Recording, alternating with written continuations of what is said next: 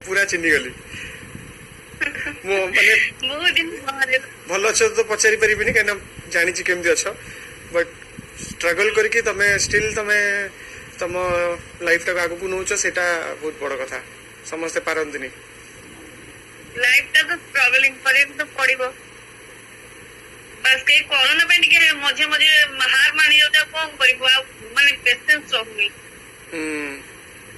तथापि तमे फाइटर माँ अच्छा माने बापा हाँ माँ माँ देखते माँ को चिन्ही पारे कि नहीं जानी बहुत दिन तले कहली माँ का भगवान करते चिन्ही नमस्कार हाँ हाँ चिन्ही पड़छन्ती सबे सची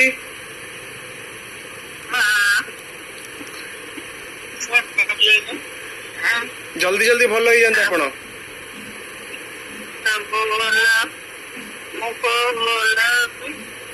नहीं भल हो जबे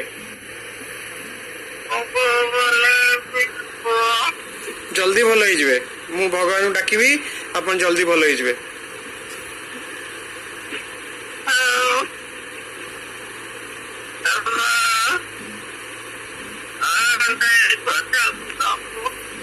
आज्ञा माँ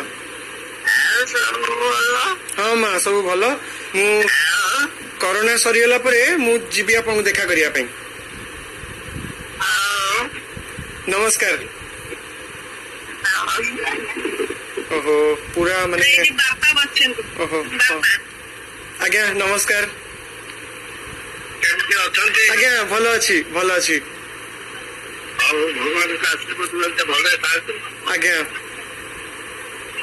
ଆଉ ଆଉ ମୁଁ ତ ବେକାର ହେଇକି ବସିଛି ମୋ ହାତ ଏଟା କଟିଗଲା आपण कोन करथले मो सागरु ଚେୟାର ମେକାନିକ ଥିଲି ତୃତୀୟ ଷ୍ଟୋରରେ जो बुलेट शोरूम नहीं हाँ, हाँ। बाबा से ଚଳିବ କେମିତି ହାତ କଟିଗଲା ସେଇ ଗାଡି କାମରେ ହାତ କଟିଗଲା ସେଇ ୱାର୍କସପରେ କମ୍ପାନୀ ଲୋକ ବି ଥିଲେ ତାପରେ ଖାଲି ଆଉ ଗୋଟେ ଜଏଣ୍ଟ କରିବା ପାଇଁ ପଇସା ଦେଲେ ଆଉ କିଛି ପଇସା ପତ୍ର ଦେଲେନି ମତେ ବସେଇକି ରଖିଦେଇଥିଲି ଆଉ ଏ ଲକଡାଉନ ଇଏରେ ମୁଁ ବାହାରି ପାରୁନି କି କେହି ବନ୍ଧୁବାନ୍ଧବ ବି ମତେ ହେଲ୍ପ କରିବା ପାଇଁ ନାହାନ୍ତି ମୋ ବନ୍ଧୁବାନ୍ଧବ ବହୁତ ହେଲ୍ପ କରୁଛି ବନ୍ଧୁବାନ୍ଧବ ବହୁତ ମୁଁ ଥିଲି ସବୁଠୁ ବଡ ବନ୍ଧୁ ଥିଲି ମୁଁ ବର୍ତ୍ତମାନ ଆଉ କେହି ପଚାରୁନାହାନ୍ତି ମତେ ମୁଁ ଚାହୁଁଛି ବର୍ତ୍ତମାନ ବି ୱାର୍କସପ୍ ଯାଇ କାମ କରିବି ମାନେ ମୁଁ ଗୋଟେ ରହିକି ଏତେ ମେକାନିକ ଆପଣ କମ୍ପାନୀ ଚେନ୍ନାଇ କିଏ କରିକି ବୁଝନ୍ତୁ ଡିଫେକ୍ଟ ମତେ ଜଣେ ମୁଁ ଡିଫେକ୍ଟକୁ କେବେ ଡରିନି ବହୁତ ଦୁଃଖ ମୋର ନାହିଁ ଏତେ ଦୁଃଖ कांदन ମୁଁ ଚାହୁଁଛି ଏବେ ବି କାମ କରିବା ପାଇଁ ମୁଁ ଚାହୁଁଛି କିନ୍ତୁ କଣ କରିବି? ହଉ आज ଆଉ से राशन पहुंची गला मुसा ଆଜ୍ଞା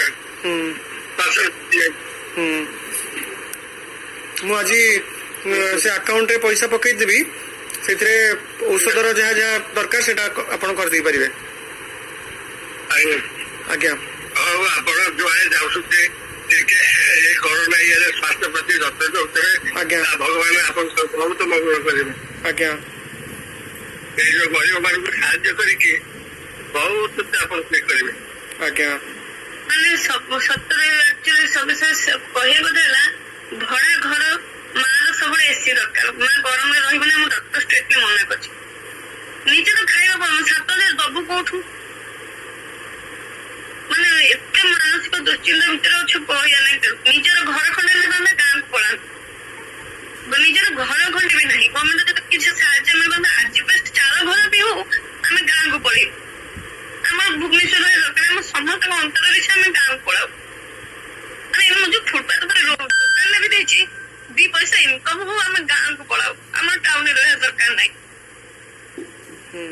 ଭୁବନେଶ୍ୱର ପିଲାବେଳୁ ଆମକୁ କିଛି ଦେଲାନି ଲାଇଫ ଏତେ ଷ୍ଟ୍ରଗଲ ହେଇଗଲା ଆଜି ଆମେ ଗାଁକୁ ଯାଉଛୁ ଭୁବନେଶ୍ୱର କିଛି ଦେଲାନି ମାନେ ରହିକି ଲାଭ କଣ ଅଯଥା ଖର୍ଚ୍ଚରେ ରହିବା ଅପେକ୍ଷା ନିଜ ଗାଁରେ ନିଜ ଘରେ ରହିଲେ ଶାନ୍ତି ଅଛି କିନ୍ତୁ ଗାଁକୁ ଯିବୁ ଗୋଟେ ନିଜର ଘର ନାହିଁ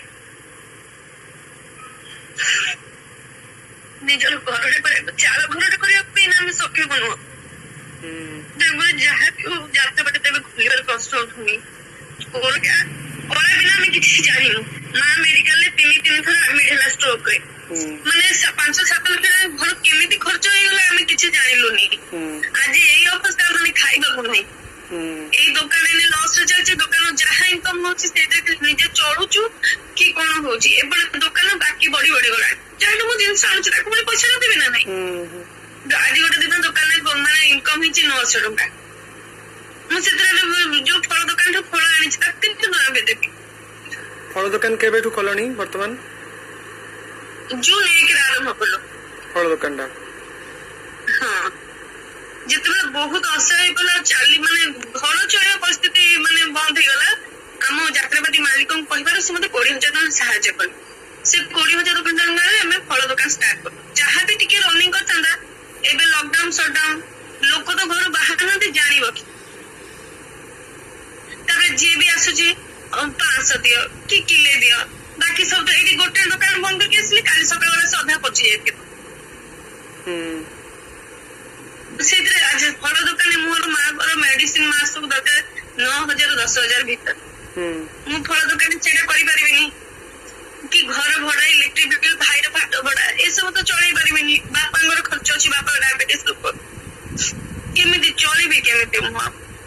ମୁଁ ଯାହାବି କରିକି କୋଉଠୁ କିଛି ସାହାଯ୍ୟ ଆଣିକି ଚାଳ ଘରଟା ହବ ଯେ ଆମେ କରିକି ଗାଁ ତମର ଯୋଉ ପର୍ଯ୍ୟନ୍ତ ସାହାଯ୍ୟ କିଛି ନ ଆସିଛି କିଛି ନ ହେଇଛି ମୁଁ ଆଜି ଯେମିତି ରାସନଟା ପଠେଇଲି ଆଗାମୀ ମାସ ଗୁଡାକରେ ବି ମୁଁ ସେମିତି ତମକୁ ରାସନ ପଠେଇଦେବି। ଏବେ ତମ ଆକାଉଣ୍ଟରେ ବି ଟଙ୍କା କିଛିଟା ପଠେଇଦେବି ସୋ ଦ୍ୟାଟ୍ ତମେ ମେଡିସିନର ସମସ୍ୟାଟା ସାଙ୍ଗେ ସାଙ୍ଗେ ସଲ୍ଭ ହେଇଯିବ ହେଲା। ଆଟଲିଷ୍ଟ ଇମିଡିଏଟଲି କିଛି ହେଇଯିବ। ଆଉ ଚିନ୍ତା କରନି ନିଶ୍ଚୟ କିଛି ନା କିଛି ବାଟ ଖୋଲିବ।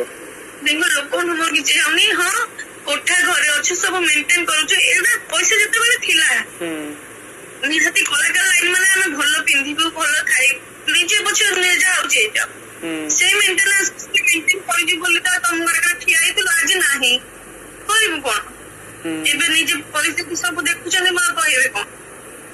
ନାଇଁ ଆଉ କାନ୍ଦନି you are a strong girl ହେଲା। ତମେ ସାମ୍ନା କରୁଛ ସବୁ ଆଉ ଭଗବାନ ନିଶ୍ଚୟ ସାହାଯ୍ୟ କରିବେ।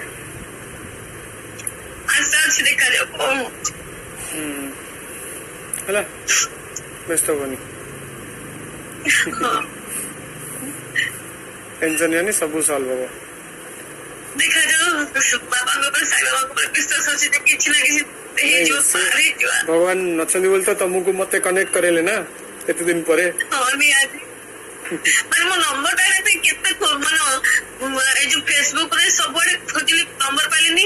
ରାଜ ନାରାୟଣ ପଣ୍ଡା ମନେ ଅଛି ଡିରେକ୍ଟର ରାଜ ସାର୍ଙ୍କୁ ଫୋନ କଲି। ମୁଁ କହିଲି ସାର୍ ମତେ ସବ୍ୟସାଚୀ ସାର୍ଙ୍କ ନମ୍ବର ଦରକାର। କଣ କହିଲି ଜଣେ ଅସୁବିଧା ଅଛି ମୁଁ କହିଲିନି ମୁଁ କଥା ବୋଲି। ମୁଁ ଜଣେ ଏମିତି ଅସୁବିଧା ଅଛି ତାଙ୍କୁ ହେଲ୍ପ କରିବା ଦରକାର। ସିଏ ହେଲେ ନମ୍ବର କଲେକ୍ଟ କରିକି ଆଣିକି ମତେ ଦେଲେ। ମୁଁ ତାପରେ ସାଙ୍ଗେ ସାଙ୍ଗେ ନମ୍ବର ପାଇଲି ସାଙ୍ଗେ ସାଙ୍ଗେ ସେତିକି ବେଳେ ଲଗେଇ ଯାଉଛି। ଯାହା ମନେ ରଖିଛନ୍ତି ସେଇଟା ବଡ କଥା।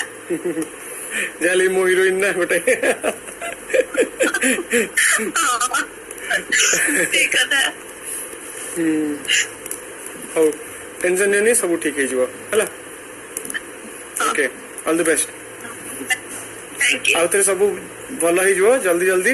ତମେ ଆଉଥରେ ତମର ଯାତ୍ରା ମୈଦାନ ଉପରକୁ ଓହ୍ଲେଇବ। ଆଉଥରେ ପୁରା ଷ୍ଟେଜ ଫଟେଇଦବ।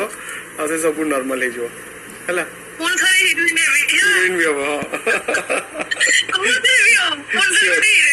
Sure sure sure. ସେତିକି ସମୟ ପର୍ଯ୍ୟନ୍ତ ପୁରା ଦମ୍ଭର ସହିତ ଫାଇଟ୍ କରିବାର ଅଛି ହେଲା। ଆଉ ଏବେ ଅଛି ମୁଁ ବର୍ତ୍ତମାନ ମୁଁ ତମ ସାଙ୍ଗେ ଫାଇଟ୍ କରିବା ପାଇଁ କାହିଁ ଟେନସନ ନଉଛ ହେଲା।